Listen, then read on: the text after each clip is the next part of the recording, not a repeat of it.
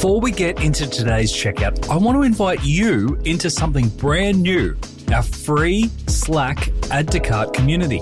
After 4 years of bringing you experts and leaders in e-commerce, I thought it was time to connect you, our listeners. I have no doubt that you can share experiences, tips, and questions that will help you in your e-commerce businesses and careers. It makes sense to bring you all together. If that sounds like a community that you want to be a part of, head on over to addtocart.com.au/e-commerce-community to join. Welcome to The Checkout. We catch up with previous Add to Cart guests and ask them 5 quick questions to get to know them better and leave you with a little extra inspiration to get through your Friday. Here's your host, Joanne Hugh Miller. Today's checkout features Pippa Hallas, CEO of Ella Bache. Pippa is the great niece of the original founder of the renowned skincare brand and has been at the helm since 2010. With counters and DJs and franchises in over 150 salons across Australia, Ella Bache has an emphasis on individual skincare solutions and education. Pippa, what is the weirdest thing you've ever bought online? So the first thing that came to mind was poo bags. So I literally have got this gorgeous puppy who's lying here next to me right now. And so my whole world of shopping for animals has just opened up. I think that was my weirdest answer that sprung to mind. But when I thought more deeply about it and took it more seriously, we've just renovated our house. We did quite a big renovation like the rest of the world. And when I reflected on it, I pretty much bought everything online. I'm talking about floorboards and taps and doorknobs and it just made me realize how incredible the whole digital online shopping and how much it's opened up to us. Yeah. Who would you say is your favorite retailer? Again, I really love this question, and I love this question because I love legacy brands that have been able to keep their relevance and reinvent themselves. And the first one that came to mind was I recently went to Singapore and went to the new shopping precinct at Sydney Airport and discovered this brand that I think had reinvented itself called Loewe, Loewe.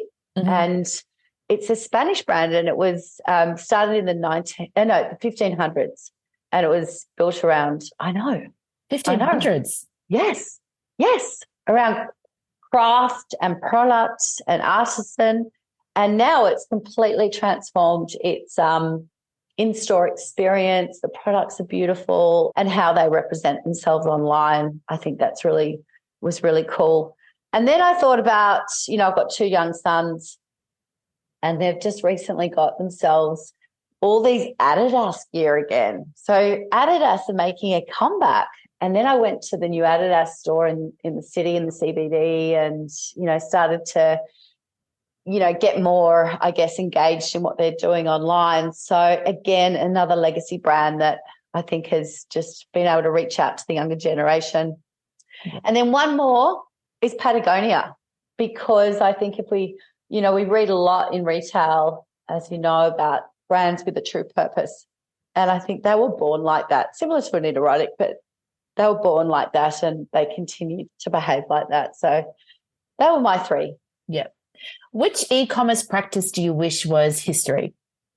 It sparked a memory of, do you remember when Strawberry Net took the world over by storm and everyone, was finding all these, were they real, were they fake, they were discounted everywhere. And so I think if I think about marketplaces, and I know marketplaces are really important in this, today's retail world, but I think some of them do it really, really well, and some of them are a horrible experience because they ruin brands and products. So I think if I wish something didn't exist in the whole e-commerce world, it would have to be when platforms do marketplaces really badly and ruin products and brands.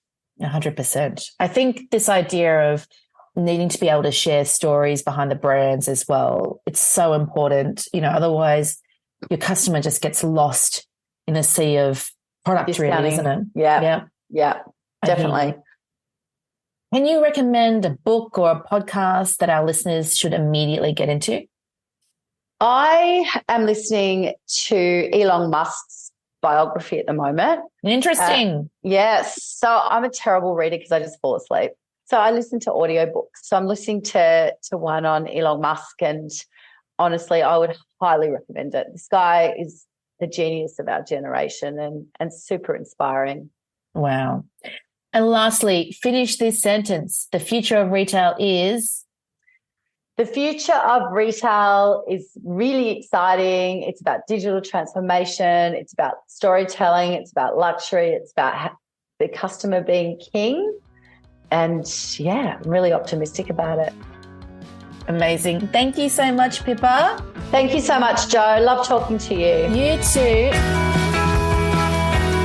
To hear more from Pippa, jump back into episode 332, where Pippa shares the secrets to maintaining a legacy brand, how she executed the ultimate digital transformation, and why she chooses snow-covered Boston for business inspiration every year.